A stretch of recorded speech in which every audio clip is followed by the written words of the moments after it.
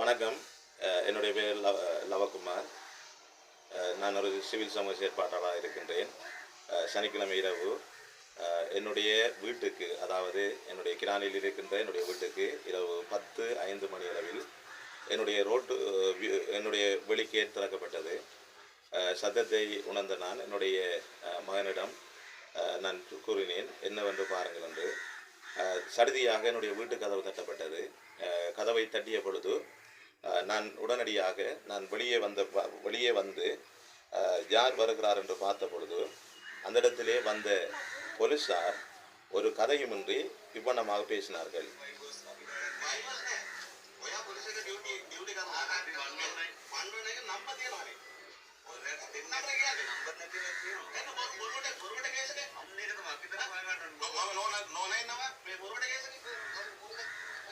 இவ்வண்ணமாக பேசினார்கள்.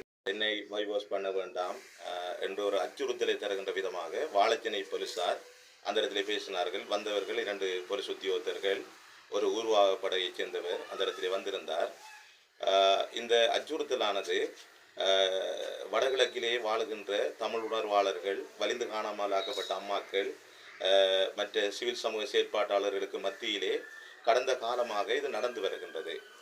நீங்கள் கடந்த காலங்களை பார்க்கின்ற பொழுது ஜனாதிபதி ரணில் விக்ரமசிங்கே அவர்கள் வவுனியா மாவட்டத்திற்கு செல்லுகின்ற பொழுது அங்கிருந்த வலிந்து காணாமல் ஆக்கப்பட்ட அம்மாக்களுக்கு எதிராக தடை உத்தரவுகள் எடுக்கப்பட்டிருந்தது. அதே வண்ணமாக பண்ணையாளர்கள் தங்களுடைய போராட்டங்களை நடத்திய பொழுது அவர் செங்கலடிக்கு வந்த நேரங்களிலே ரணில் விக்ரமசிங்கவை எதிர்த்து போராட்டம் நடத்தியதாக இன்றும் ஏறாவூர் நீதிமன்றத்திலே வழக்கு நடைபெற்று வருகிறது. இவ்வண்ணமான பல அச்சுறுத்தல்கள் வலிந்து காணாமல் ஆக்கப்பட்ட அம்மாக்களுக்கு, தமிழ் உணர்வாளர்களுக்கு, சமூக சிவில் செயற்பாட்டாளர்களுக்கு நடந்து கொண்டே வருகிறது. ரணில் விக்ரமசிங்கே அவர்கள் எந்த இடங்களுக்கு போகின்றாரோ, ஜனாதிபதி வடகிழக்கில் எந்த இடங்களுக்கு போகிறாரோ அந்த இடங்களிலே அச்சுறுத்தல்களுக்கும் மிரட்டல்களுக்கும் தமிழ் மக்கள், தமிழ் உணர்வாளர்கள் பாதிக்கப்பட்டு கொண்டே வருகின்றார்கள். இதே வண்ணமாக கடந்த சனிக்கிழமை இரவு என்னுடைய வீட்டிற்கு 10:05 மணிக்கு போலீசார் வந்து என்னை அச்சுறுத்தினார்கள். அச்சுறுத்துகின்ற விதமாக நடந்து கொண்டார்கள். தங்களுக்கு 119க்கு தொலைபேசி போனதாகவும் அதற்காக தாங்கள் வந்ததாகவும் சொன்னார்கள். அப்போ எந்த நம்பரிலிருந்து தொலைபேசிகள் போன என்று கேட்டால் நம்பர் இல்லை என்றுகின்றார்கள். அதற்குரிய ஆதாரங்கள் என்னிடத்தில் இருக்கின்றது. யார் இந்த காரியங்களை உங்களுக்கு அறிவித்தது என்றால் அது தெரியாது என்று சொல்லுகிறார்கள். இவ்வண்ணமாக போலித்தனமான வார்த்தைகளை பயன்படுத்துகிற, சட்ட ஒழுங்கை மீறுகிற செயற்பாட்டிலே போலீசார் நடந்து கொண்டிருக்கின்றார்கள். இன்று தமிழ் மக்களாகிய நாம் ஒரு விடயத்தை நாம் உணர்ந்து கொள்ள வேண்டும். இந்த ஜனாதிபதி தேர்தல் நடக்கின்ற இந்த காலங்களிலே எங்களை போன்ற சிவில் சமூக செயற்பாட்டாளர்கள், சமூக பற்றாளர்கள், வலிந்து காணாமல்பட்ட அம்மாக்கள், ஒவ்வொரு தேசிய நிலப்பரப்பிலே பயணம் போகின்ற ஒவ்வொருவரும் அச்சுறுத்தலுக்கு உள்ளாக்கப்பட்டு நடத்தப்பட்டு கொண்டிருக்கின்றார்கள். இந்த காலங்களிலே ஒரு விடயத்தை நான் சொல்லுகின்றேன். இன்றைய நாளிலே என்னுடைய வீட்டிலே வந்து எனக்கு ஒரு அச்சுறுத்தலையும் எனக்கு ஒரு மிரட்டலையும் இவர்கள் தருகின்றார்கள் என்றால் நாளைக்கு இது உங்களுடைய வீட்டிலே நடக்கப் போகின்றது. இந்த விடயங்களை நாங்கள் மிகவும் கருத்திலே கொள்ள வேண்டியவர்களாக இருக்கின்றோம். ஏனென்றால் இந்த காலங்களிலே நாங்கள் ஒரு விடயத்தை நாங்கள் யோசிக்க வேண்டும். எங்களுடைய தமிழ் தேசிய நிலப்பரப்பிலே பிறந்து தமிழ் தேசிய நிலப்பரப்பிலே இன்று பொது வேட்பாளராக நிறுத்தப்பட்டிருக்கின்ற, சங்கு சின்னத்திலே போட்டியிடுகின்ற அரியநேந்திரம் ஐயாவை நாங்கள் ஆதரிக்க வேண்டும். ஏனென்றால் அவர் வெல்லுகின்றாரோ தோற்கின்றாரோ இல்லை. நாங்கள் ஏன் ஆதரிக்க வேண்டும் என்றால் எங்களுடைய தமிழ் மக்களாகிய எங்களுடைய உணர்வுகளை சர்வதேச நாடுகளுக்கு நாங்கள் காட்ட வேண்டும். தமிழர்கள் எங்களுடைய நிலப்பரப்பிலே எங்களுடைய தமிழர்களை நாங்கள் ஆதரிக்கின்றோம் என்ற அந்த ஆதரவை நாங்கள் காட்ட வேண்டிய கட்டாய கடமைப்பாடு நம் ஒவ்வொருவருக்கும் இருக்கின்றது. ஏனென்றால் சிங்கள பேரினவாத அரசுக்குள்ளே வருகின்ற எந்த மனிதராவது, எந்த ஜனாதிபதியாவது வென்றால் எங்களுக்கு ஒரு விடிவோ எங்களுக்கு ஒரு தீர்வோ வரப்போகின்றது இல்லை என்பது இரவு எனக்கு நடந்த சம்பவமே ஒரு எடுத்துக்காட்டாக இருக்கின்றது. இரவு சாதாரணமாக எந்த ஒரு அரசியல் நடவடிக்கையிலோ எந்த ஒரு காரியத்தில் ஈடுபடாத என்னுடைய வீட்டுக்கு வந்து போலீசார் என்னை அச்சுறுத்துகிறார்கள். வாழைச்சேனை போலீசார் அச்சுறுத்துகிறார்கள்.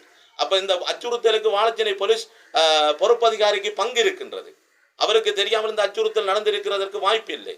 என்னுடைய வீட்டுக்கு வந்து என்னை விசாரிப்பது, அதாவது இரவு 10 மணிக்கு அத்துமீறி என்னுடைய வீதியிலே இருக்கின்ற என்னுடைய கதவை திறந்து கேட்டை திறந்து என்னுடைய வீட்டுக்குள்ளே வந்து வீட்டு கதவை தட்டுகின்ற அளவுக்கு ஒரு மனித உரிமைகள் மீறப்படுகிறது என்றால் எங்களுடைய நாட்டுடைய சட்ட ஒழுங்குகள் எவ்வளமாக மீறப்படுகிறது. இந்த அச்சுறுத்தல் வருவதற்கு காரணம் இன்றைய நாளிலே கோரகலி மடு என்கின்ற என்னுடைய கிரான் என்ற கிராமத்துக்கு பக்கத்தில் இருக்கிற கிராமத்திற்கு ரணில் விக்ரமசிங்கே அவர்கள் வருகின்றார். ஜனாதிபதி ரணில் விக்ரமசிங்கே அவர்கள் வருகின்றார். அவர் வருகின்றதற்கு நாங்கள் ஏதாவது ஒரு போராட்டங்களையோ அல்லது ஏதாவது ஒரு தடைகளை கொண்டு வந்துருவோம் என்ற ஒரு அந்த முன்னேற்பாடாக எங்களுடைய வீடுகளுக்கு வந்து போலியான முறைப்பாடுகள் வந்ததாக கூறி இரவு 10:05 வீட்டு கதவை தட்டி விரட்டுகிறார்கள். இவ்வண்ணமான இந்த மிரட்டல்கள் நம்முடைய தமிழ் சமூகத்திற்கு, வடகிழக்கிலே வாழுகின்ற தமிழ் சமூகத்துக்கு தொடர்ந்து கொண்டே இருக்கின்றது. அச்சுறுத்தல் தொடர்ந்து கொண்டே இருக்கிறது. போலீஸ் பயங்கரவாதங்கள், அரச பயங்கரவாதங்கள் வளர்ந்து கொண்டே இருக்கின்றது. இந்த காலங்களிலே மக்களாகிய தமிழ் உணர்வாளராகிய நாங்கள் ஒரு விடயத்தை கவனிக்க வேண்டும். எங்களுடைய இந்த நடைபெற போகின்ற ஜனாதிபதி தேர்தலானது இது எங்களுக்கு முக்கியமான ஒரு தேர்தல் இல்லை. ஆனாலும் சர்வதேச நாட்டுக்கு எங்களுடைய உரிமையை காட்ட வேண்டிய கட்டாய நிர்பந்தம் இருக்கின்றது. பொது வேட்பாளரை நாங்கள் ஆதரிக்க வேண்டும். தமிழ் தேசிய நிலப்பரப்பில் இருக்கின்ற ஒரு பொது வேட்பாளருக்கு நாங்கள் எங்களுடைய வாக்கை அளித்து நாங்கள் இத்தனை லட்சம் பேர் நாங்கள் எங்களுடைய தமிழ் மக்கள் உரிமைக்காக நாங்கள் போராடுகின்றோம் என்ற அந்த போராட்டத்தை நாங்கள் எடுத்து காட்ட வேண்டும். சிங்கள பேரினவாதத்திலே வருகின்ற ஜனாதிபதி எவராக வந்தாலும் இவ்வண்ணமான அச்சுறுத்தல் இன்று எனக்கு நடக்கின்றது, நாளைக்கு உங்களுக்கு நடைபெறும். எனவே இதை கருத்தில் கொண்டு ஒவ்வொருவரும் செயற்பட வேண்டும். சட்ட ஒழுங்குகளை மீறி இவ்வண்ணமான அராஜகமான போலீஸ் பயங்கரவாத, அரச பயங்கரவாத செயல்களை